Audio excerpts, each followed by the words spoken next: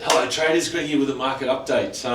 Okay, so on the Monday market update, one of the things that we talked about was, and the thing that's moving markets at the moment is the big change in the market pricing for a Fed rate cut. The next Fed rate, meeting is December the 10th, so it is coming up shortly. Last week it was as low as 30%, that's what the Fed fund futures were pricing.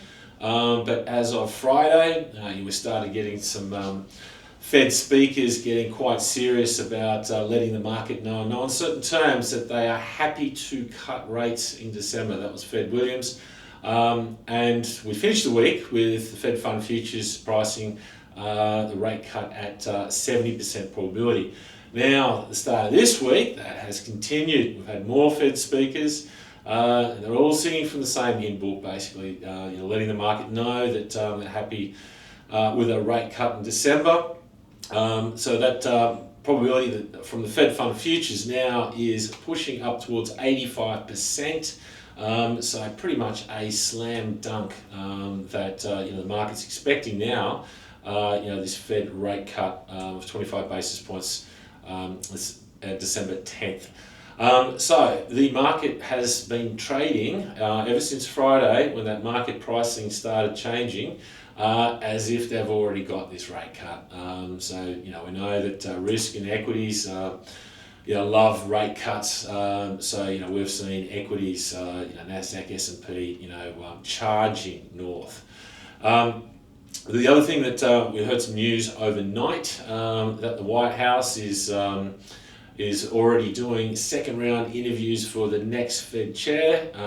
Powell's term comes up early next year. And it seems there was a Bloomberg article out last night that it seems as if Kevin Hassett looks like he is a front runner for that job. He is known as a dove. As soon as the market saw this headline, market rallied again. So not only is the market getting excited about getting rate cuts in December, but they're also getting excited that Trump's going to get his dove as the head of the Fed early next year. And so the market is anticipating a dovish Fed and more rate cuts next year. So look, that is what has been driving markets literally since that turnaround last Friday for risk. The other news we got overnight, a lot of headlines that it seems as if the war between Russia and Ukraine could be finally over. A lot of positive headlines out of there. Basically Trump saying is that Zelensky and Putin look like they could be meeting very soon. And they've got a 28-point plan that looks like it's pretty much all agreed on. So look, that's interesting. One of the things that has been trading heavy, and it seems like the oil traders are already trading this. So we've got crude oil that's trading below $60, and no doubt, with Russian oil flowing back on the market, we could see crude even go as low into the low 50s. So let's see, but certainly it is definitely a short crude trade. The other thing is gold. Gold obviously loves wars, but it doesn't like peace. So it'll be very interesting to see how gold trades if we finally see confirmation that this war is over. Just with gold, technically the whole market is looking at a symmetrical triangle at the moment. Best viewed on the daily charts. The top downtrend of that triangle comes in around about 41.80 at the moment. And on the downside support, upward trending support comes in around about 40.30.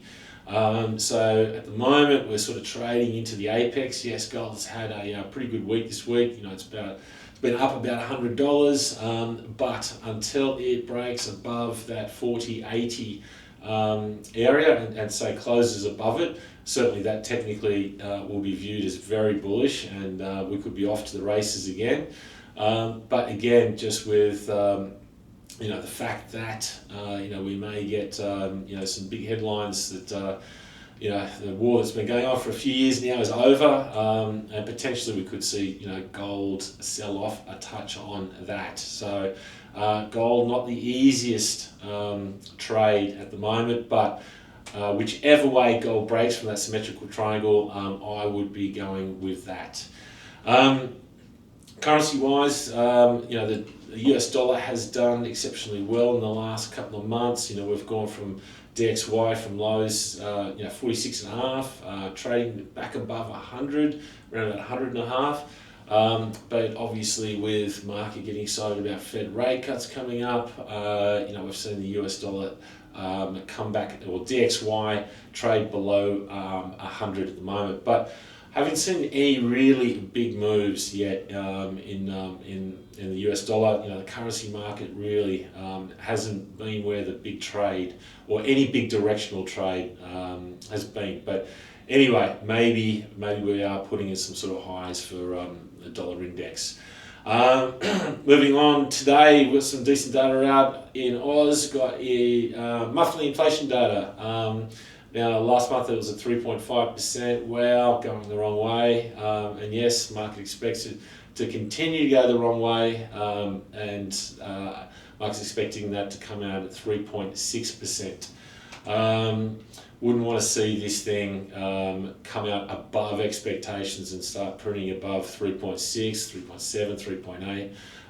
No doubt if that happens, you are going to see headlines that the RBA needs to hike rates again. So that's the big risk. Aussie's still trading below 65 cents, even though the dollar index has come off a little bit. The Aussie's still motionless, trading around 64.70. So, potentially could see an Aussie spike up on the back of this inflation data. So I wouldn't be shorting Aussie going to that. And then straight after that, we do have RBNZ.